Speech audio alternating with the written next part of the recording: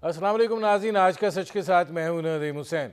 मुल्क में महंगाई की जो सूरत हाल है वो 2 सालों की बुलंद तरीन सतह के ऊपर है। लेकिन अगर हम रुपये की कदर का मुकाबला करें और क़ुव्वत इस्तिताअत का मुकाबला करें पिछली महंगाइयों के मुकाबले में, तो दिखाई ये देगा कि शायद ये तारीख़ की सबसे ज़्यादा महंगाई जो है इस वक्त मुल्क के अवाम को दरपेश है।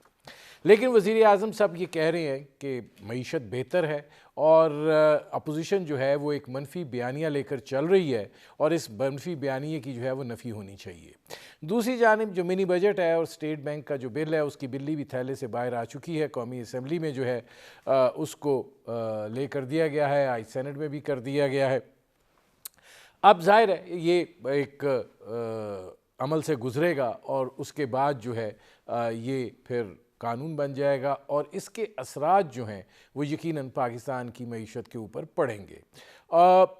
ये एक दो धारी तलवार है जिस पर अब हमें चलना पड़ेगा और देखना ये है कि इसके असरात क्या हैं, इसके मुज़मरात क्या हैं। और आज अगर महंगाई की शरह जो है वो 12% है तो ये इससे बढ़कर कहाँ जा सकती है इसके नतीजे में, और फिर जो दुनिया के हालात हैं यकीनन वो भी असरअंदाज हो रहे हैं। इस पर करेंगे बात। मेरे आज के मेहमान पाकिस्तान की मईशत पर गहरी नज़र रखते हैं, इसको वो बड़ी अच्छे तरीके से जानते हैं, इसको उन्होंने चलाया भी है, इसके अच्छे और बुरे दोनों वक्त उन्होंने बड़े अमली तौर पर देखे हैं। मेरे आज के मेहमान साबिक़ वज़ीर ख़ज़ाना डॉक्टर हफीज़ पाशा। डॉक्टर साहब ये फरमाइएगा कि अब बिल्ली थैले से बाहर आ चुकी है, दोनों को बारी बारी ले लेते हैं। पहले तो ये बता दीजिए कि ये जो मिनी बजट के अंदर जो भी चीज़ें मुतारिफ़ कराई जा रही हैं, जो भी इस्तिस्ना जो है उनको वापस लिया जा रहा है, इसके असरात को आप कैसे देखते हैं? बिस्मिल्लाहिर्रहमानिर्रहीम। ये जो फाइनेंस सप्लीमेंट्री बिल ले आए हैं हुकूमत, ये उसका नतीजा है जो कि मार्च के में इस साल पिछले साल उन्होंने लेटर ऑफ इंटेंट जो पाकिस्तान ने दिया था IMF को, उसकी इम्प्लीमेंटेशन है। और दरअसल ख्याल ये था कि शायद ये बजट में ले आएंगे, मगर जो नए वजीर खजाना थे उन्होंने मुनासिब नहीं समझा। अब जाकर जब नेगोशिएशंस हुए हैं तो मजबूरन अब पाकिस्तान को ये सेल्स टैक्स के निज़ाम में जो एग्जेम्पशंस हैं वो हटाने हैं और मुख्तलिफ शेड्यूल्स के तहत हमें आइटम्स को देखकर उनको निकालना है। बहुत से आइटम्स पे जो बिल आया है उसमें या तो एग्जेम्पशन हटाया जा रहा है या दूसरी तरफ जो रेट किसी आइटम पे 5% था या 10% था उसको बढ़ाकर 17% पे ले जा रहा है, इनका प्रोग्राम है। सवाल ये पैदा होता है कि क्या ये इस वक्त मुनासिब पॉलिसी थी? हमारा तो ख्याल ये है कि अगर आपको इस वक्त कोई रिफॉर्म लाना था तो आपको इनकम टैक्स में लाना चाहिए था। उसकी वजह यह है कि इस वक्त आप देखिए कि माशाल्लाह अमीर तबका पाकिस्तान का बड़ा खुशहाल है। गाड़ियों के सेल में 60 से 70% इजाफा, हमारे कंपनियों ने बड़े रिकॉर्ड प्रॉफिट बनाए हैं इस साल। तो वक्ती तौर पर हमें इस वक्त अगर रेवेन्यूज की जरूरत पड़ रही है तो इनकम टैक्स में ले आना चाहिए था। हमारा निजाम जो है वो बिल्कुल जिसे कहते हैं इनडायरेक्ट टैक्सेस की तरफ चले गया है, जिसका बुरा असर अवाम पे पड़ता है। अब आप ये देखिए, ये जो तकरीबन 150 से 200 आइटम पर लगाया गया है टैक्स, उसके क्या असरात होंगे। सबसे पहले तो मैं ये कहूं कि पता नहीं क्यों फोकस ज्यादा ज़री शोबे पे है और ज़री शोबे पे टैक्सेस काफी नाफिज किए जा रहे हैं। कभी आपने बीज पे लगा दिया है, मुख्तलिफ आपने एग्रीकल्चर की जो मशीनरी है उस पे लगा दिया है। इस तरह की चीजों पर आपने ज्यादा रुझान आपका टैक्सेशन का। अफसोस की बात यह है कि ज़री शोबे पे इस वक्त लग रहा है। दूसरी तरफ आप ये देखिए कि जो बहुत ही जरूरी चीजें हैं, अब सबसे बड़ा इसका जो नुमाया एग्जाम्पल है वो है आपके दवाइयों के जो रॉ मटेरियल या इंग्रेडिएंट्स पे पूरा 17% लगाया जा रहा है। अब ये गवर्नमेंट कह रही है कि हम रिफंड कर देंगे, मगर देखिए रिफंड का निज़ाम बहुत बुरी तरह से चलता है, उसमें वक्त लगता है, और एक दफ़ा जब आपने रॉ मटेरियल पे टैक्स लगा दिया तो इसके इम्कानात बहुत हाई हैं कि मेडिसिन पे भी, दवाइयों पे भी ये लगेगा। इस तरह के बहुत से एग्जाम्पल्स हैं। तो अफसोस से कहना पड़ रहा है कि अलबत्ता एक चीज मैं गवर्नमेंट की जरा तारीफ करना चाहता हूं, आपकी इजाजत हो। बहुत से आइटम्स ऐसे थे मार्च के महीने में जिस पे हुकूमत ने एग्रीमेंट कर लिया है। इस मर्तबा हुकूमत ने काफी अहम आइटम्स को छूट अभी तक रखी हुई है। सबसे बड़ा एग्जाम्पल इसका यह है खाद। खाद पर इस वक्त टैक्स जो है वो 2% है।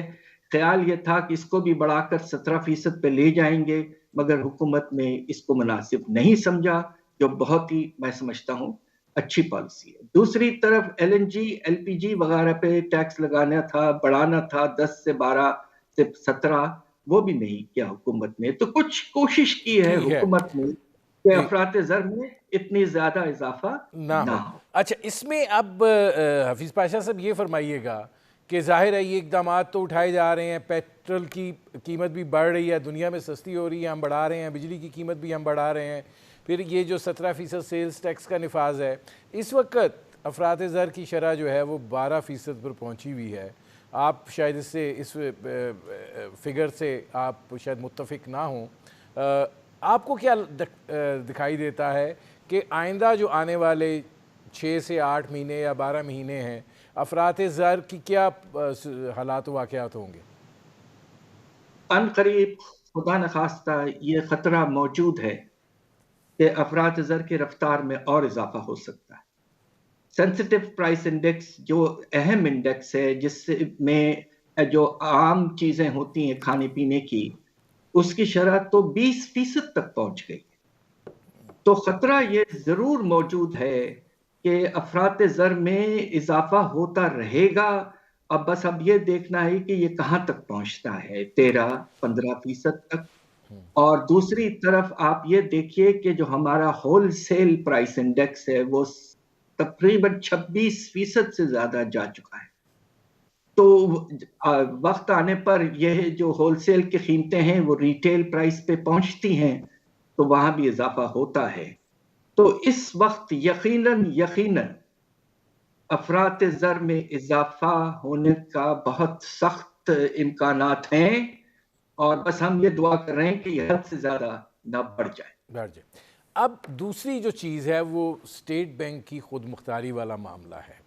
डॉक्टर साहब, ये भी बड़ा इसके बारे में भी तहफ़्फ़ुज़ात और ख़दशात का इज़हार किया जा रहा है, लेकिन आपकी इस हवाले से क्या राय है? मेरा ख्याल यह है कि हमने स्टेट बैंक ऑफ पाकिस्तान को हद से ज्यादा खुद मुख्तार करने की कोशिश हुकूमत कर रही है, यह नामुनासिब। स्टेट बैंक ऑफ पाकिस्तान का शेयर होल्डर एक ही है, और वो है हुकूमत पाकिस्तान। और स्टेट बैंक ऑफ पाकिस्तान को मिलजुल के दूसरे इदारों के साथ एक ऐसे पॉलिसी का बैलेंस रखना चाहिए जिससे दोनों चीजें मुनासिब तरीके से आगे बढ़ें।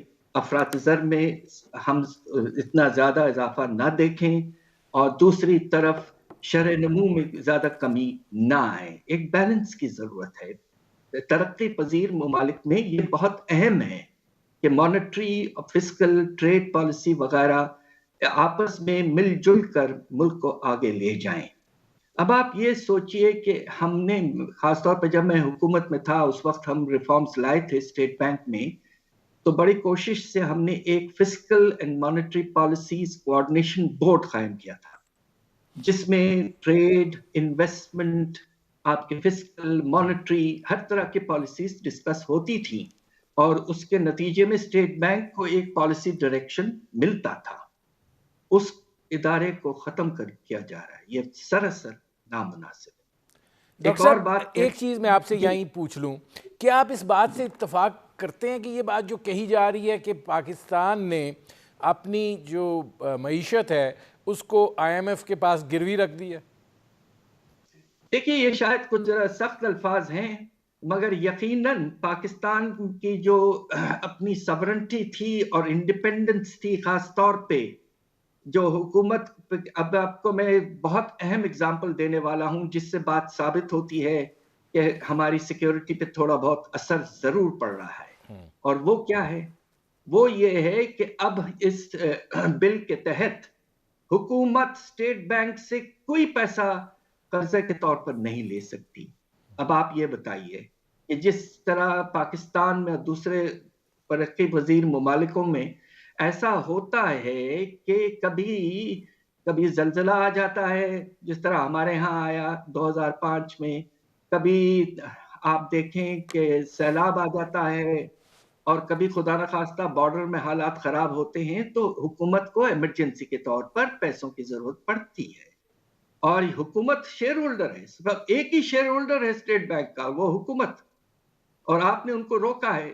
یقیناً حد سے زیادہ روپے نہیں چھاپنا چاہیے، وہ ایک وقت ایسا بھی تھا جب ہم نے زیادہ استعمال کیا اسٹیٹ بینک کو، مگر یہ کہنا کہ ایمرجنسی ہونے کے باوجود 1 روپیہ بورو نہیں کر سکتا ہماری حکومت، یہ نامناسب ہے، اور یہ ایک طرح سے بریک ڈاؤن ہے ہماری نیشنل سیکیورٹی کا، اور میں اس کے سراسر خلاف ہوں۔ ڈاکٹر صاحب یہ فرمائیے گا کہ اگر یہ دونوں فیکٹرز جو ہیں ان کو جوڑ لیا جائے تو آپ جو ہے ظاہر ہے کہ اگلے جو 6 مہینے ہیں اس میں پاکستان کی اقتصادی صورتحال جو ہے اس کو کتنا ہیجان انگیز دیکھتے ہیں، کتنا ایک اس میں اپس اینڈ ڈاؤنز دیکھ رہے ہیں؟ سب سے اہم بات یہ ہے کہ اس وقت ہمارا جو تجارتی خسارہ ہے وہ اگلے مہینوں میں کس لیول پہ رہتا ہے۔ دسمبر میں کچھ اشارہ یہ مل رہا ہے کہ تھوڑی سی کمی آئی ہے، مگر ابھی بھی پچھلے سال جو ہے 2020 سے تقریباً 2 گنا۔ تو سوال یہ پیدا ہوتا ہے کہ اگر آپ اپنے تجارتی خسارہ کو کنٹرول میں نہیں لا پائے تو نتیجہ یہ ہوگا کہ روپے پر پریشر رہے گا، مختلف چیزیں آپ کو کرنی پڑیں گی، آپ کو سر سود خدا نخواستہ اور بڑھانا پڑے گا، اور آپ کو مختلف ٹیکسز، آپ نے یہ جو سیلز ٹیکس کا بل لائے ہیں اس میں آپ نے کچھ امپورٹس پہ لگایا ہے۔ اب آپ یہ سوچئے، مجھے تو اتنا افسوس ہو رہا تھا میرے شاگردوں کے بارے میں سوچتے ہوئے کہ آپ نے پرسنل کمپیوٹرز پہ بھی پورا 17% ٹیکس لگا دیا ہے۔ پاکستان کو 21ویں سینچری میں جانا ہے، ہمیں 5th جنریشن کی طرف جانا ہے، اور آپ نے جا کے کمپیوٹرز پہ 17% لگا دیا، نامناسب۔ میرا خیال یہ ہے کہ اگلے 6 مہینے پریشان کن رہیں گے، اور اس کے نتیجے میں ہوگا یہ کہ IMF جو آپ کے ساتھ سختی کر رہا ہے، جون کا مہینہ جب آئے گا تو بجٹ جو ہمیں لانا پڑے گا خدا نخواستہ اس سے بھی زیادہ سخت ہوگا۔ اس لیے پاکستان ایک جسے کہتے ہیں نا IMF کے پنجے میں پھنس چکا ہے، اور بری طرح سے پھنسا ہوا ہے، اور ہماری حکومت میں یقیناً یہ صلاحیت اور طاقت نہیں ہے کہ وہ کسی طرح سے اس سے نکلیں اور ملک کو کسی اور طریقے سے چلانے کی کوشش کریں۔ ڈاکٹر صاحب آپ کیا سمجھتے ہیں، آپ کے خیال میں کیا ہم اتنے برے پھنس چکے ہیں کہ ہمارے پاس آپشن محدود ہو گئے ہیں، یا کوئی آپشن رہ نہیں گیا، یا آپ یہ سمجھتے ہیں کہ نہیں، اگر ایک توانا ٹیم بن جائے تو اس صورتحال میں سے نکلا جا سکتا ہے، کیونکہ بیسیکلی تو اکنامکس مینجمنٹ کا نام ہے، اگر آپ مینج کر لیں چیزوں کو تو شاید آپ نکل سکتے ہیں یا نہیں؟ ہوا یہ ہے کہ پچھلے کچھ سالوں سے آپ کا جو باہر سے پیسوں کی ریکوائرمنٹ ہے، ڈالرز اگر آپ کہیں ریکوائرمنٹ ہے، وہ بہت تیزی سے بڑھتی جا رہی ہے، اس پہ قابو نہیں کیا گیا۔ اب پوزیشن یہ ہے کہ اس سال خدا نخواستہ آپ کا تجارتی خسارہ اور باہر کے لون جو آئے ہیں پاکستان، ان کی واپسی، یہ دو ملا لیں تو 26 سے 28 ارب ڈالر کی آپ کو ضرورت ہے۔ پہلے 6 مہینے میں آپ 12 ارب ڈالر کھینچ کے لے آئے ہیں، सऊदी अरेबिया से खास तौर पे $3 अरब, मगर अभी भी आपको तकरीबन 14 से 16 अरब डॉलर की जरूरत है। और पाकिस्तान की क्रेडिट रेटिंग जो है वो जरा खराब होती जा रही है। तो हालात खराब इस लिहाज से हैं, मगर आपके पास रास्ता है, सोच समझ के आपको आगे बढ़ना है। अब आप ये देखिए कि ये जो IMF प्रोग्राम 3 साल के लिए था वो सितंबर में खत्म हो जाएगा। उस वक्त हमारी हुकूमत को ये सोचना पड़ेगा कि हम वापस जाएं IMF की तरफ या खुद मुख्तारी की तरफ आगे बढ़ें। ये बहुत अहम सवाल है और इसका जवाब अभी से कोशिश करना चाहिए। हुकूमत की प्लानिंग करें कि हम सितंबर तक बिल्कुल जिसे कहते हैं IMF से फारिग हो जाएं और अपना रास्ता ढूंढ लें। डॉक्टर साहब, इससे पहले कि इस हवाले से मैं आपसे सवाल पूछूं, ये फरमाइएगा कि ये बात जो कही जा रही है कि पाकिस्तान जो है वो डिफ़ॉल्ट के धाने पर खड़ा है, एक टाइट रोप वॉकिंग है, आप इस बारे में क्या कहते हैं? देखिए, पिछले साल पिछले से पिछला साल 2000 जो गुजारा 20 कोविड के बाद, अल्लाह के फजल से पाकिस्तान का जो फाइनेंशियल पोजीशन थी वो बेहतर यकीनन हुई थी और हमारे रिजर्व्स माशाल्लाह इतने लेवल पर पहुंच गए थे कि वो 3 महीने की इंपोर्ट जो है वो हम उन पैसों से कर सकते थे। ये एक सेफ लेवल समझा जाता है। आज भी हमारे रिजर्व्स अल्लाह के फजल से इस लेवल पे हैं कि हम 3 महीने की इंपोर्ट कर सकते हैं। मगर प्रॉब्लम ये है कि कर्जों की वापसी की रफ्तार जो है वो बहुत तेजी से बढ़ रही है। 4 साल पहले हमें मुश्किल से $4 अरब देने पड़ते थे, अगले साल $14 अरब वापस करने। दूसरी तरफ इस साल हुआ ये है कि तिजारती खसारा बहुत बढ़ गया जब इंटरनेशनल प्राइसेस में बहुत इजाफा हुआ है। अब ये बस कोशिश ये होनी चाहिए कि किसी तरह से तिजारती खसारा को कम करें, जो नॉन एसेंशियल आइटम्स हैं उनकी इंपोर्ट कम करें। सेल्स टैक्स में जो उन्होंने किया है कुछ कोशिश यकीनन की है। उन्होंने गाड़ियों पर सेल्स टैक्स बढ़ा दिया है 800-850 सीसी के ऊपर वाली गाड़ियों पर। दूसरी तरफ जो कीमती मोबाइल फोन हैं उन पर पूरा 17% टैक्स लगा दिया है और जो कीमती खाने पीने की चीजें हैं उन पर लगाया है। ये सब मुनासिब इक़दाम है और कोशिश और होनी चाहिए कि किसी तरह से तिजारती खसारा कम हो ताकि हमारे रिजर्व्स जो हैं वो इस लेवल पर पहुंचे कि हम अपने जो रिक्वायरमेंट्स हैं, जो जरूरियात हैं, हमें अपनी तिजारत को फाइनेंस करने के और कर्जों की वापसी के, वो आहिस्ता आहिस्ता खुद कफील होते जाए और इंशाल्लाह पाकिस्तान एक, मैं समझता हूं, मैंने पाकिस्तान को 40 साल रिसर्च की है, एक रेजिलिएंट मुल्क है। हमारे साथ खूबी ये है कि हम क्राइसिस में जाते हैं बहुत ज्यादा मगर निकल भी आते हैं। एक आखिरी सवाल डॉक्टर साहब, ये फरमाइएगा, आपने जो रेजिलियंस की बात की है, आपको दिखाई देता है कि इस वक्त जिस इक्तिसादी बहरान में हम हैं ये लोगों की अभी बर्दाश्त के अंदर है, उस लिमिट पे नहीं पहुंचा जहां लोगों की हिम्मत और हौसला जो है और बर्दाश्त जो है वो जवाब दे जाए? बहुत जल्दी ऐसा हो सकता है। मेरी गुजारिश एक प्रोफेसर के तौर पर जिसने जिंदगी गुजारी मुल्क में बच्चों को पढ़ाया है, ये वक्त आ गया है कि जिस तरह 2015-16 में माशाल्लाह पाकिस्तान ने टेररिज्म के खिलाफ एक जबरदस्त पॉलिटिकल कंसेंसस बनाया, एक नेशनल एक्शन प्लान बनाया और ज़रब अज़्ब वगैरह से हमारी आर्मी ने बेहतरीन काम करके टेररिज्म को कम किया। मेरा अपना नाचीज राय ये है कि ये वक्त आ गया है माशी हालात को संभालने का। सारी सियासी पार्टियां और सिविल सोसाइटी, हमारी इस्टेब्लिशमेंट सब मिलकर बैठें और एक नेशनल एक्शन प्लान इकोनॉमी और माशी हालात को बेहतर करने के लिए बनाएं। मैंने एक किताब छापी है अभी एजेंडा ऑफ रिफॉर्म्स की, जो मैं आपको भिजवा दूंगा। اور ہماری پوری کوشش یہ ہونی چاہیے کہ اب خدا کے لیے ایک نیشنل کنسنسس ڈیولپ کر کے اکانومی کو سنبھالنے کی کوشش پوری طور پر کریں. بہت شکریہ ڈاکٹر حفیظ پاشا. ناظرین، یہ تھے سابق وزیر خزانہ ڈاکٹر حفیظ پاشا. آپ نے ان کی گفتگو سنی. ناظرین، وقت ہوا ہے ایک کمرشل بریک کا. ملتے ہیں اس وقفے کے بعد.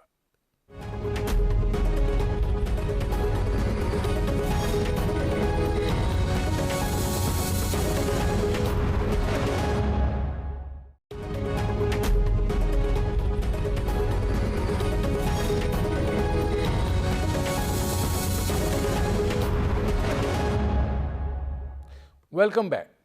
ناظرین، آج الیکشن کمیشن آف پاکستان میں جو اسکروٹنی کمیٹی ہے اس کی رپورٹ جو ہے وہ بالآخر آ گئی اور اس کو جو ہے دیکھا گیا، اور اس حوالے سے جو چیزیں سامنے آئی ہیں وہ یہ ہیں کہ پاکستان تحریک انصاف کے جو مالی معاملات ہیں اس کے اندر بے ضابطگیاں پائی گئی ہیں. 53 اکاؤنٹس جو ہے ان کو چھپایا گیا، 12 اکاؤنٹس جو ہیں ان کے بارے میں آگاہ کیا گیا، اور اس کے ساتھ ساتھ جو ان کی فائنینشیل ٹرانزیکشنز ہیں وہ بھی کتابی سطح کے اوپر میچ نہیں کر رہی ہیں، اور ظاہر ہے اس میں اسٹیٹ بینک آف پاکستان جو ہے اس نے بھی معاونت کی ہے.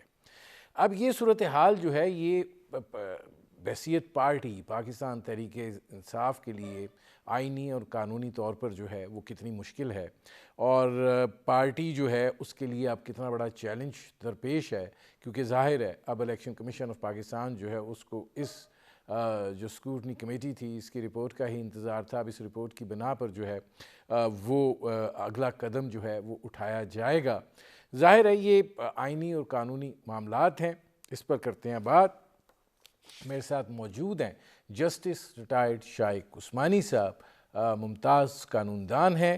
شائق عثمانی صاحب، یہ جو پاکستان تحریک انصاف کی بے ضابطگی کا عمل ہے، کیا قانونی اور آئینی مشکلات جو ہیں یا اس کے مضمرات جو ہیں وہ پاکستان تحریک انصاف کے لیے ہو سکتے ہیں؟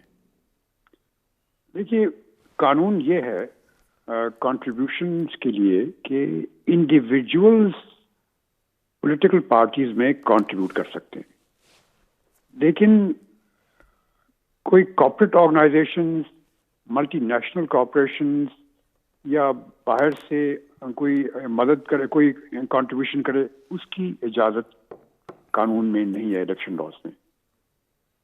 اور اگر کوئی کسی کے پاس اس قسم کی کنٹریبیوشنز آتی ہیں تو پھر اس کے لیے کارروائی ہو سکتی ہے، الیکشن کمیشن کارروائی کر سکتی ہے. اب سوال یہ پیدا ہوتا ہے کہ کیا کارروائی کر سکتی ہے الیکشن کمیشن؟ الیکشن کمیشن کارروائی یہ کر سکتی ہے کہ پہلے تو وہ جتنے پیسے آئے ہیں اس طریقے سے جو کہ قانون کے خلاف ہے، جو میں نے آپ کو بتایا، تو ان کو وہ کانفسکیٹ کر سکتی ہے، سارے پیسوں کو کانفسکیٹ کر سکتی ہے. دوسرا جو یہ کر سکتی ہے، ایک اور چیز وہ بھی پاسبل ہے، اگر وہ اس قسم کے فنڈز آ رہے ہیں، کہ وہ الیکشن سمبل جو ہے وہ پارٹی کو جو ایلوکیٹ کیا گیا ہے اس کو وہ برخاست کر سکتی ہے، اس کو واپس لے سکتی ہے. یہ کر سکتی ہے، یہ الیکشن کمیشن کر سکتا ہے. چونکہ اب ہوتا یہ ہے کہ الیکشن لاز میں یہ ہے کہ ہر ایک پولیٹیکل پارٹی کا ہیڈ جو ہے وہ ہر سال ختم ہونے سے پہلے 2 مہینے پہلے اس کو ایک رپورٹ، آڈٹ رپورٹ پیش کرنی ہوتی ہے. اس میں سارے اپنے فنڈز جو آئے ہیں اس کے مطابق بتانا ہوتا ہے. اگر وہ نہیں کرتا یا غلط ہے، اس صورت میں اگر یہ الیکشن کمیشن اس نتیجے میں پہنچتی ہے تو پھر وہ ان کا جو الیکشن سمبل ہے وہ واپس لے سکتی ہے. تو الیکشن سمبل اگر واپس لے لے تو پھر وہ پارٹی الیکشن میں حصہ نہیں لے سکتی، اور خاص طور سے اس موقع پر جب کہ الیکشن ہونے والے ہیں 1 سال یا 2 سال میں ہونے والے. تو یہ نتیجہ ہوگا. ایک اور بات جو وہ یہ ہے کہ جیسا کہا گیا ہے کہ شاید کوئی ایسے کنٹریبیوشنز آئی ہیں جو کہ ایسے ملکوں سے آئی ہیں اور جو کہ ہمارے خلاف ہیں، یا ایسے لوگوں کی طرف سے آئی ہیں جو کہ ہمارے خلاف ہیں، تو وہ پریجوڈیشل ٹو ہماری سیکیورٹی ہیں. تو اس صورت میں بھی کارروائی ہو سکتی ہے، لیکن وہ کارروائی جو ہے وہ ایگزیکٹو کر سکتا ہے، یعنی وہ گورنمنٹ خود کرتی ہے کارروائی. تو وہ تو بہرحال اس صورت میں پاسبل نہیں ہے، کیونکہ یہاں پر وہ خود نہیں، اس میں شائق عثمانی صاحب یہ فرمائے گا کہ جیسے آپ نے کہا کہ الیکشن سمبل جو ہے اس کو واپس لیا جا سکتا ہے، اگر جیسے یہ کہا جا رہا ہے کہ 1 ارب سے زیادہ کے فنڈز جو ہیں وہ 1 سال میں آئے، اس میں کوئی 33 کروڑ کا حساب نہیں مل رہا ہے، یا جو ان کی بیلنس شیٹس ہیں اور جو ڈونیشنز آئی ہیں وہ آپس میں مطابقت نہیں رکھ رہی ہیں، تو کیا ایک ان کے بحیثیت پاکستان تحریک انصاف پارٹی کو نان اینٹی بھی قرار دے سکتا ہے الیکشن کمیشن، یا یہ کہ حکومت کو کوئی خطرہ بھی ہو سکتا ہے پاکستان تحریک انصاف کی؟ نہیں، دیکھیے جہاں تک الیکشن کمیشن کا تعلق ہے، الیکشن کمیشن تو قانون کے تحت یہی اسٹیپ لے سکتا ہے کہ ان کی الیکشن سمبل کو کینسل کر دے، وہ یہ کر سکتا ہے. اور اس کے علاوہ الیکشن اور ان کے جتنے پیسے آئے ہیں، غلط پیسے آئے ہیں، ان کو کانفسکیٹ کر لے. لیکن اس کے بعد اگر وہ الیکشن کمیشن یہ کرتا ہے تو اس کے بعد پھر کارروائی ہو سکتی ہے کورٹ کے تھرو. پھر کورٹ میں جانا پڑے گا، کورٹ میں جا کے ہم جو بھی اس کے خلاف ہوگا وہ جائے گا کورٹ میں اور کہے گا کہ جی انہوں نے جو پارٹی کنٹریبیوشن کی ہے وہ غلط لوگوں سے کی ہے، ہمارے ملک کے سیکیورٹی کے خلاف کی ہے، تو ان کے خلاف کارروائی ہونی چاہیے. یہ دیٹ از پاسبل، لیکن وہ بعد کی کارروائی الیکشن کمیشن نہیں کر سکے گا. اچھا، اس حوالے سے آئینی پوزیشن پھر کیا بنے گی؟ آئینی پوزیشن یہی ہے جو میں نے آپ کو ایکسپلین کی ہے. الیکشن کمیشن کی جو پاورز ہیں دے لمیٹڈ ٹو دس. اس میں شائق عثمانی صاحب یہ فرمائے گا کہ کیا آپ کو لگتا ہے کہ الیکشن کمیشن آف پاکستان جو ہے اس کو اب کوئی ایک اس پہ اپنی اناؤنسمنٹ دینی پڑے گی؟ اب مزید اس معاملے کو نہیں ٹالا جا سکتا، جتنا ٹالا جا سکتا تھا وہ ٹل گیا، اور اب چونکہ یہ کمیٹی کی رپورٹ بھی آ گئی ہے تو اس کے بعد اب الیکشن کمیشن جو ہے وہ مزید اس کو لٹکا نہیں سکتا. جی لگتا تو ایسے ہی ہے، چونکہ یہ معاملہ تو کافی عرصے چل رہا تھا، اور اب بہت عرصے کے بعد ابھی الیکشن کمیشن کے سامنے ہیئرنگ ہوئی ہے. اب اس کا اینڈ کیا ہوتا ہے یہ مجھے معلوم نہیں، لیکن اگر اینڈ میں اس کے بعد وہ اس نتیجے پہ پہنچتا ہے الیکشن کمیشن کہ یہ پیسے غلط تھے اور غلط سورس سے آئے تھے، قانون کے خلاف آئے تھے، تو اس صورت میں پھر وہ یہی ہوگا کہ وہ اس کے پاس پاورز ہیں کہ الیکشن سمبل جو ہے وہ واپس لے سکتا ہے اور کانفسکیٹ کر سکتا ہے سارے لوگ. اچھا، اس میں ایک اور چیز ہے شائق عثمانی صاحب، یہ بات جو کہی جا رہی ہے کہ پاکستان تحریک انصاف کا یہ موقف آ رہا ہے کہ الیکشن کمیشن آف پاکستان جو ہے وہ پاکستان پیپلز پارٹی اور مسلم لیگ نواز جو ہے ان کے پارٹی فنڈز کے معاملات جو ہے اس کو بھی دیکھے، اس کے اندر بھی بہت ساری چیزیں جو ہیں وہ ہیں، اور پھر اکٹھا اس کو جو ہے وہ کیا جائے. آپ کو لگتا ہے کہ یہ تو معاملہ بہت پہلے سے چل رہا ہے اور ظاہر ہے یہ کسی سیاسی جماعت کی شکایت پر نہیں ہوا، یہ ان کی اپنی پارٹی کے ایک شخص نے ہی اس کو وہ لے کر چلا ہے، تو یہ آپ کو لگتا ہے کہ یہ کلب ان ہو سکتا ہے معاملہ کہ نہیں، یہ چونکہ چل رہا ہے پہلے اس کا فیصلہ ہوگا پھر باقی چلے گا، یا الیکشن کمیشن آف پاکستان جو ہے وہ باقیوں کو بھی کلب ان کرے؟ دیکھیے اس میں تو انڈیویجول پارٹی کو دیکھنا ہوتا ہے کہ ان کی کنٹریبیوشن کس طریقے سے ہوئی ہے، یہ تو ہر ایک کے انڈیویجول دیکھنا پڑے گا. ابھی یہ وہ پی ٹی آئی کا دیکھ رہے ہیں، اگر اس کے بعد پھر وہ پی ایم ایل کا دیکھتے ہیں یا پھر اس پارٹی کا دیکھتے ہیں، تو جو ایکشن قانون کے تحت میں نے بیان کیا ہے وہ الیکشن کمیشن لے سکتا ہے. کلب نہیں کر سکتا سب کو اکٹھا، کیونکہ ہر ایک کا انڈیویجول کیس ہے اور ہر ایک کی انڈیویجول ایویڈنس ہے، اس کو کلب کرنا تو بہت مشکل ہے. اچھا، اس سے شائق عثمانی صاحب پھر یہ لگتا یہ ہے کہ اب تک کی جو صورتحال ہے اس کے اندر تو کچھ چیزیں جو ہیں وہ ابھر کر سامنے آئی ہیں. ظاہر ہے کہ یہ جو چیزیں آئی ہیں اس کے اندر جو معاملات ہیں وہ اسی طرح کے ہیں کہ ایسے ریاستوں سے بھی پیسہ آیا جن سے ہمارے سیکیورٹی کے معاملات ہیں، پھر مطابقت نہیں رکھتے، بکس ٹھیک نہیں ہیں، اور جو معاملات جو ہیں وہ سیدھے نہیں ہیں.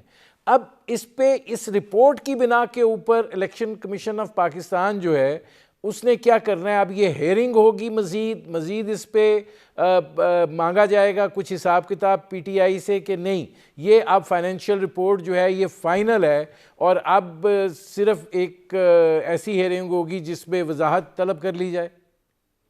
دیکھیے اب انویسٹیگیشن ہو گئی اور رپورٹ آ گئی، اب یقیناً جو تحریک انصاف کو موقع دیا جائے گا ایکسپلین کرنے کا کہ یہ جو پیسے آئے ہیں ظاہراً تو یہ لگتا ہے، ظاہر تو یہ ہوتا ہے کہ وہ قانون کے برخلاف تھے، تو اب ان کو جواب دینا پڑے گا. اگر وہ سیٹسفائی نہیں کر سکتے الیکشن کمیشن کو، پھر الیکشن کمیشن جو ہے قانون کے تحت ان کے خلاف کارروائی کر سکتا ہے.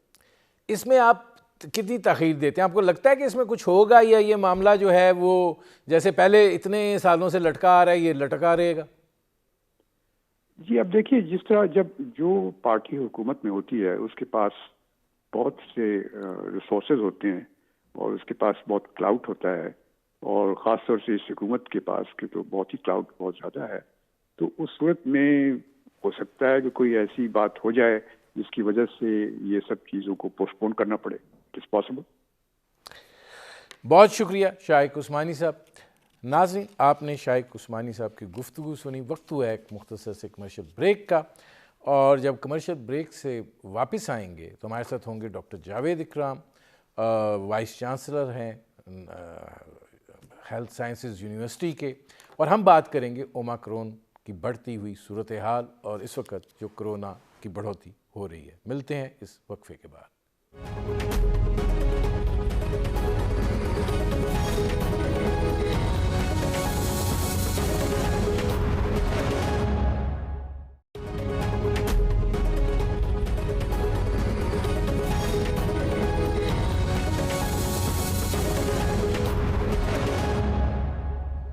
Welcome back. ناظرین، پاکستان میں کرونا کی 5ویں لہر کا آغاز ہو چکا ہے، اور اس حوالے سے NCOC جو ہے وہ خبردار کر رہا ہے. ظاہر ہے پاکستان میں اب کرونا کا جو نیکسٹ ویریئنٹ ہے اومیکرون، وہ بھی اب آ چکا ہے، اور ظاہر ہے اس کے پھیلاؤ میں بھی اضافہ ہو رہا ہے. خاص طور کے اوپر کراچی جو ہے وہاں پہ کرونا وائرس کی شرح جو ہے وہ 9% تک جا پہنچی ہے، اور اگر پورے ملک کا جو جائزہ NCOC دے رہا ہے اس کے مطابق تقریباً یہ شرح جو ہے وہ 1.5% پر جا چکی ہے، جبکہ ہم پچھلے 1-2 ماہ میں 1% سے بھی کم پر تھے، اور ساری چیزیں جو ہیں اور سارا نظام جو ہے وہ معمول کے مطابق ہوتا چلا جا رہا تھا. اب یہ صورتحال جو ہے یہ کتنی تشویشناک ہے، اور 5ویں لہر جو ہے وہ اپنے اندر پاکستان کے لیے کیا سموئے ہوئے ہے. اس کے اومیکرون وائرس کے بارے میں یہ بات کہی جا رہی ہے کہ جن لوگوں نے ویکسین کرائی ہوئی ہے ان کو بھی یہ ہو رہا ہے، لیکن اس کی تعداد جو ہے وہ کم ہے. اب ویکسینیشن کا عمل جو ہے ظاہر ہے اس کے حوالے سے NCOC جو ہے وہ سخت اقدامات تو اٹھا رہی ہے، لیکن اس کے اثرات کیا ہیں اور کتنا خطرناک ہے، اور ظاہر ہے کہ اس حوالے سے کیا احتیاطی تدابیر جو ہیں وہ اختیار کرنی چاہیے، اور کیا ویکسینیشن ہونے کے بعد بھی انسان کو محتاط رہنے کے لیے کن تدابیر کی طرف جانا پڑے گا. یہ وہ صورتحال ہے جس پر کریں گے بات. ہمارے ساتھ موجود ہیں ممتاز ماہر طب ڈاکٹر جاوید اکرام صاحب، وائس چانسلر ہیں یونیورسٹی آف ہیلتھ سائنسز کے. ڈاکٹر صاحب، پہلا تو آپ سے یہی ہے کہ ذرا یہ اومیکرون کے بارے میں وضاحت کیجئے اور بتائیے کہ یہ کتنا خطرناک ہے. جن کو ویکسینیشن ہو چکی ہے اگر ان کو ہو رہا ہے تو اس کے اثرات ان پر کتنے ہیں، اور جن پر ویکسینیشن جنہوں نے نہیں کرائی ہوئی ان کے حوالے سے کس قدر یہ تشویشناک ہے؟ بہت شکریہ ندیم صاحب. دیکھیں، اومیکرون ایکسپیکٹڈ چیز تھی، کوئی ان ایکسپیکٹڈ نہیں آئی، بلکہ اللہ کا فضل سے یہ کچھ لیٹ اس میں آئی ہے. ورنہ تو یہ وائرس ہے اور یہ بڑی ریپڈلی ڈیوائڈنگ وائرس ہے، اور یہ 2019 سے اس میں بہت ساری میوٹیشنز آ چکی ہیں. لیکن اس کے سمجھنے والی چیز ہے یہ 2 وائرسز مل کے ایک وائرس بنی 2019 دسمبر میں، اور RNA وائرسز تھی جو ہارشو بیٹ میں میوٹیٹ ہوئیں، اور اس کے بعد ہیومن ٹو ہیومن ٹرانسمیشن ہوئی. تو جو اس کی تاریخ ہے پچھلے 2 سال کی، اس میں اتنی زیادہ تعداد میں میوٹیشنز کٹھی کبھی نہیں آئیں کہ 50 میوٹیشنز آئی ہیں اس میں، جس کو ہم اومیکرون کے نام سے کہہ رہے ہیں. اور یہ ساؤتھ افریقہ سے 24 نومبر 2021 کو پہلا کیس رپورٹ ہوا، اور ظاہر ہے کہ اس نے پورا پھیلنا ہی تھا دنیا میں جیسے پہلے چاہے آپ ڈیلٹا ویریئنٹ کہیں، چاہے آپ B117 کہیں، چاہے کوئی بھی جو آیا ہے اس کا ویریئنٹ، وہ پھیل جاتا ہے. اس کو روکنا ممکن نہیں رہتا کیونکہ ٹریول اتنا زیادہ ہے دنیا میں.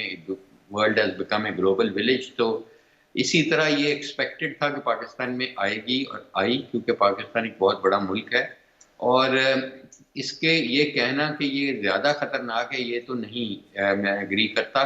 یہ شاید اس نے اپنی جو ویرولنس ہے یا شرح اموات ہے اس حساب سے نہیں بڑھ رہی. اس کی دو وجہ ہیں. ایک تو یہ وائرس جو میوٹیٹ ہوئی ہے، جو 50 میوٹیشنز ہیں، یہ ساری کی ساری اس میں سے 30 میوٹیشنز ایسی ہیں جو اسپائک پروٹینز میں آئی ہیں، جو کانٹے ہیں اس کے اوپر اس میں آئی ہیں، گلائکوپروٹین ایس میں آئی ہیں. اس کی اہمیت یہ ہے کہ یہ جو اس کا لگنا ہے ایک انسان سے دوسرے کو، اس میں یہ کانٹوں کے ذریعے ہی لگتی ہے. جب سانس کے ذریعے اندر جاتی ہے تو ACE2 ریسیپٹر جو پھیپھڑوں میں ہوتے ہیں ان کو اٹیچ ہو پاتی ہے. اسمبلی سسٹم اس کا وہی ہے. اور ایک بندے سے دوسرے کو لگنے میں بھی اس کی وہ سپائکس جو ہیں اسی کے ذریعے یہ ٹرانسمیشن کیپیبلٹی بڑھاتی ہے یا کم ہوتی ہے. تو اسی لیے اس کی جو ٹرانسمیشن پوٹینشیل ہے وہ کئی گنا بڑھ گیا ہے ایک بندے کو سے دوسرے کو لگنے کو. لیکن جس کو لگتی ہے اس میں ویرولنٹ یہ اتنی زیادہ نہیں ہے جتنی ڈیلٹا ہے. ابھی بھی شرح اموات ڈیلٹا سے اس زیادہ میں ہے. ڈاکٹر صاحب یہ فرمائیے گا کہ آپ ایک چیز کی وضاحت کر رہے ہیں کہ یہ جو اومیکرون وائرس ہے یہ انسانی زندگی کے لیے اتنا خطرناک نہیں ہے جتنا ہم ماضی کے اندر ڈیلٹا یا اس سے پہلے دیکھتے رہے ہیں. اگر آپ احتیاط کے حوالے سے اگر کمپیئر کریں تو یہ جو آپ کہہ رہے ہیں کہ یہ انسانی زندگی کے لیے خطرہ نہیں ہے، تو یہ تکلیف دہ کتنا ہے، اور اس سے پھر احتیاطی تدابیر کا جو معاملہ ہے وہ کیا ہے؟ دیکھیں ندیم صاحب، میں یہ نہیں کہہ رہا کہ یہ نہیں خطرناک، میں کہہ رہا ہوں کم خطرناک ہے. لیکن خطرناک ہے، یہ بھی جانیں لے رہا ہے، ایسے کوئی مسئلہ نہیں. اس نے کوئی 150 کے قریب لوگ مر چکے ہیں آلریڈی اس سے. لیکن جس کیسز کی دیکھیں تو تعداد بہت زیادہ ہے، لاکھوں اور کروڑوں میں چلی جا رہی ہے اومیکرون کی. اس حساب سے اتنی شرح اموات نہیں بڑھی. اس کی دو وجوہات ہیں. ایک تو ویکسینیٹڈ لوگوں کو جب اومیکرون لگتا ہے یا کوئی بھی وائرس لگتا ہے تو اس کو سیریس ڈیزیز سے پروٹیکشن رہتی ہے، اور تقریباً 90% لوگوں کو اوسطاً رہتی ہے. لیکن پروٹیکشن فرام اینی ڈیزیز ہم نے لوز کی ہے. وہ تقریباً چائنیز ویکسین کی 30-40% تک آ گئی ہے نیچے، اور جو میسنجر RNA ہے وہ بھی 75% تک آ گئی ہے. اس لیے جب ہم ایفیکیسی ویکسین کی، کیونکہ ویکسین بھی افیکٹ اسی اسپائک پروٹین میں کرتی ہیں جس میں 30 میوٹیشنز آئی ہیں، تو اس لیے ایفیکیسی ڈیفینیٹلی ہر میوٹیشن کے ساتھ لوز ہو رہی ہے وائرس کی ویکسینیشن کی. اور اس کی جو علاج ہم کرتے ہیں اس کی سیریس ڈیزیز کا، چاہے وہ جس بھی دوائیات سے کرتے ہیں وہ بھی اسپائک پروٹینز پہ کام کرتی ہیں. اس لیے یہ ظاہر ہے یہ ایک سیریس مسئلہ ہے اس کا میوٹیٹ کرنا، اور یہ کرتی رہے گی. 39,000 میوٹیٹنگ پوزیشنز ہیں اور آئندہ بھی آتی رہیں گی، اور یہ آئیں گی بھی افریقہ سے. اس کی وجہ یہ ہے کہ افریقہ میں ابھی جو شرح ہے ویکسینیشن کی وہ 6% ہے. پاکستان میں 7.5 کروڑ لوگ، اتنے بڑے ملک میں 25% فلی ویکسینیٹڈ ہیں، اور تقریباً 50% کو ایک ڈوز لگی ہے. تو اس لیے ابھی ہم بہت پیچھے ہیں، اور ویکسین کی ایکیوٹی جو ہے برابر نہیں ہے ملکوں میں. جب تک ہم اس وائرس کو رخصت نہیں کرتے دنیا سے، اور وہ تبھی ممکن ہوگا جب دنیا کے تمام ممالک بشمول برصغیر افریقہ اپنے 80% لوگوں کو نہیں لگاتا. اس لیے ویکسین میں کوئی بھی nobody safe unless everybody safe. اس لیے اچھا ڈاکٹر صاحب، اس میں ایک سوال اور ہے. سوال یہ ہے کہ جو دستیاب ویکسین ہیں کیا وہ حاوی ہیں جو اومیکرون وائرس ہے اس کے اوپر، اور یہی ویکسین جو ہیں یہ انسان کے بچاؤ کے لیے جو ہے وہ ایک بڑی اہم ڈھال ہیں؟ ابھی بھی ڈیفینیٹلی بہت بڑی ڈال ہے. ایک تو ڈال اس سے بچاؤ کے لیے ہے، لیکن زیادہ ڈال وہ اس لیے ہے کہ اگر آپ کو اومیکرون یا کوئی بھی وائرس لگ جائے گی کرونا کی تو آپ کوئی جان کو خطرہ نہیں ہوگا، آپ کو وینٹیلیٹر پہ نہیں جانا پڑے گا. وہ زیادہ بڑا اس وقت ہمارے لیے زیادہ اہمیت کی حامل ہے کہ آپ کو اگر لگ بھی جائے تو مائلڈ ڈیزیز رہے یا ماڈریٹ ڈیزیز رہے اور آپ کی جان کو نہ خطرہ ہو تو اٹ از ورتھ وائل کہ ویکسینیٹ کریں.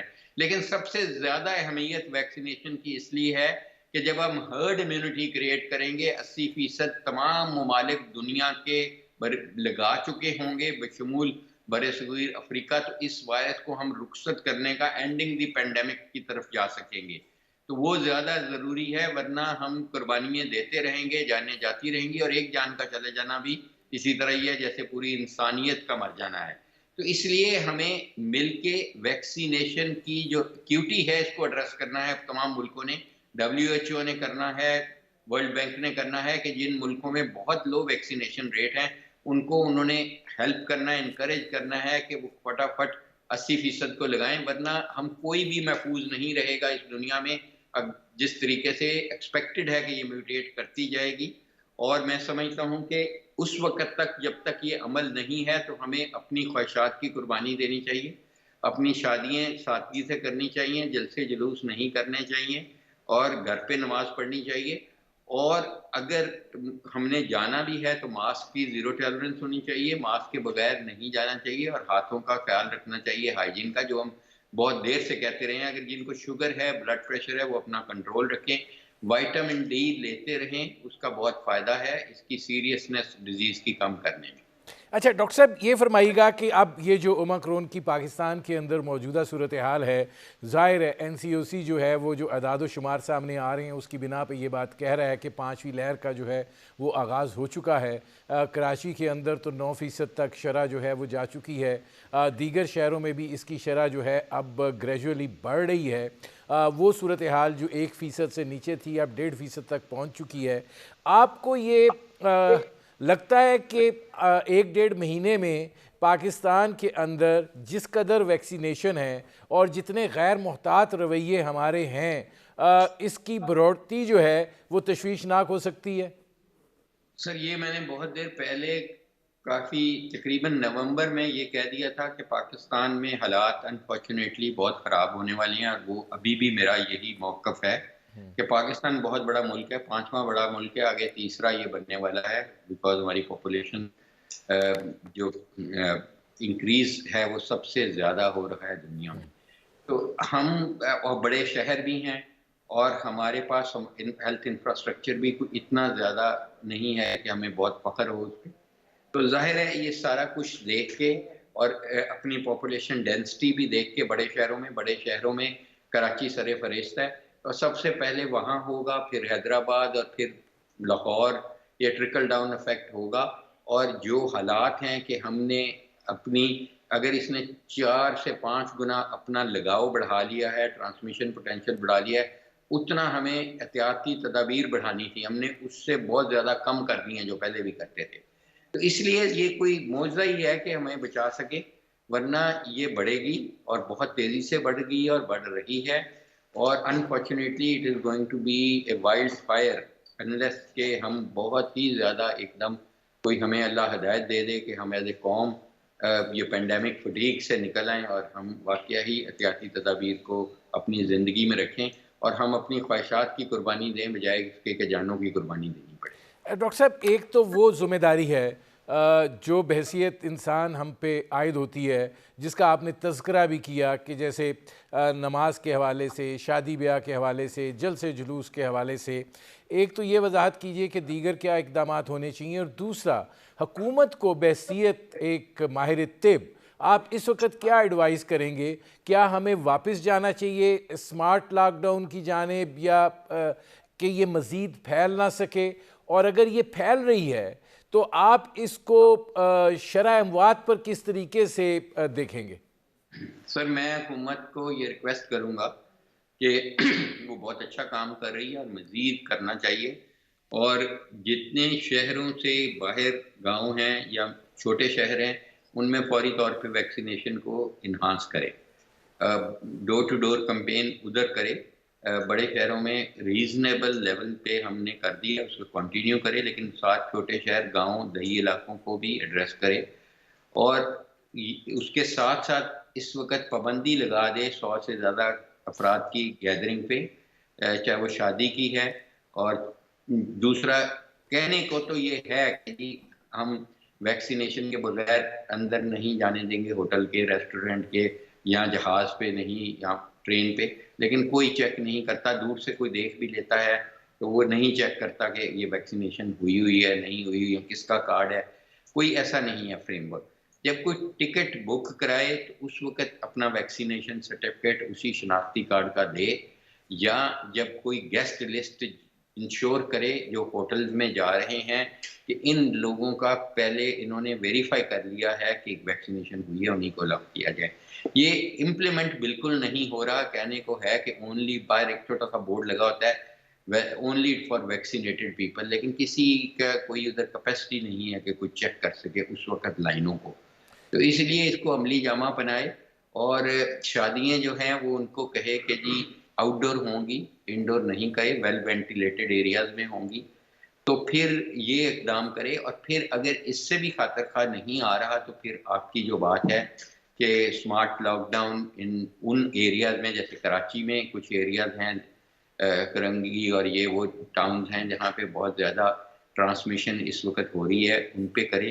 اور جلسے جلوس اور مذہبی جو ہیں اجتماعات ان کو منیمائز کیا جائے جا اور سکے. ان کے ڈاکٹر صاحب آخری سوال ہے، یہ فرما دیجئے کہ اگر آپ عوام کے لیے تجویز کریں کہ ظاہر ہے اس وائرس سے بچنے کے لیے جو جسمانی مدافعتی نظام ہے اس کو مضبوط کرنے کے لیے آپ کیا ایڈوائز کریں گے؟ سر میں یہ ایڈوائز کروں گا کہ اگر ان کا وزن زیادہ ہے تو وزن کم کریں، کیونکہ موٹوں کو زیادہ افیکٹ کرتی ہے. اگر وہ سگریٹ پیتے ہیں تو سگریٹ کے ساتھ موٹیلٹی تقریباً 2 سے 3 گنا بڑھ جاتی ہے. خدارہ اس کو اس وجہ سے بھی اور بھی بڑی وجوہاتیں ختم کریں. اگر ان کو شوگر ہے، بلڈ پریشر ہے، تو اس کا فوری طور پہ ادراک کریں کہ اس کو کنٹرول میں رکھیں. اگر ان کو ہارٹ کی بیماری ہے تو دوائیات ریگولرلی لیں، اپنے معالج سے رابطہ کریں. اور اس کے بعد اگر ان کو وائٹامن ڈی چیک کرا سکیں تو وائٹامن ڈی کرا لیں. اگر وہ نہیں کرانا چاہتے کیونکہ مہنگا ٹیسٹ ہے، 3-4 ہزار روپیہ لگتا ہے، تو وہ وائٹامن ڈی کسی بھی کمپنی کی 10,000 یونٹ والا ایک گولی روز لیتے رہیں یا ایک کیپسول.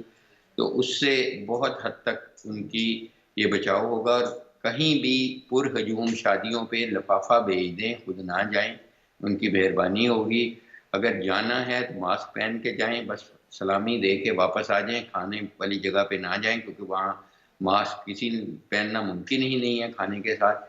اور میں سمجھتا ہوں کہ اسی طرح ان نیسیسری ریسٹورنٹس کا رخ نہ کریں، گھر میں ہی کھانا کھائیں اور علیحدگی اختیار کریں. اور اگر ان کو ذرا سی علامات ہیں تو اپنا کووڈ-19 کا PCR کرائیں اور اپنے آپ کو آئسولیٹ فوری طور پہ کر لیں.